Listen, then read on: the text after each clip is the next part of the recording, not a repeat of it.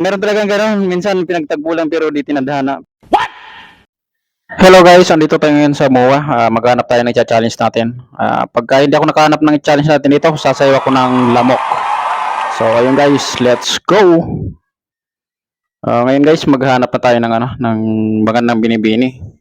Yung kamukha ba ni ni Ma Salvador. At may daan ako dito na pinapatay yung bote ni ate. At magsusubok nga din ako.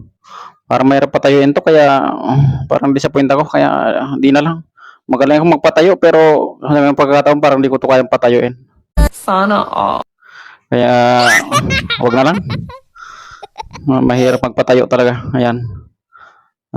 Ngayon hanap na ulit tayo. Hanap tayo ng magandang binibini dito. Dapat yung kasing kinis at kasing puti ni mga Salvador.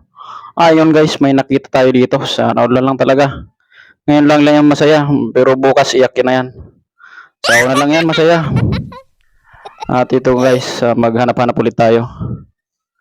Ayun, medyo napapagod-pagod na ako kaya buat pa tumalon na lang kaya ako dito. What?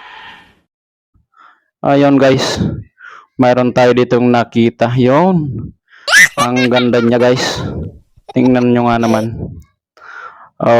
Ngayon guys, andito tayo ngayon. Meron tayong nakita ang ang magandang binibini i-challenge natin to kung makasagot. Maganda. Mananalo siya ng 1,000 pesos pag nakasagot ng maayos. Pag hindi nakasagot, mayroon pa siyang 100 pesos pamasahe pa uwi. Alin ba yung nauna? Itlog o manok? Itlog. Itlog. Bakit itlog? Ano po, kung yung sinabi natin, kung walang itlog, walang manok. Kung walang itlog, walang manok. Okay. Kung nauna yung itlog, saan nanggaling yung itlog? Saan nagmula yung itlog? Manok. Sa manok. Alin nauna doon? Parang manok. Manok.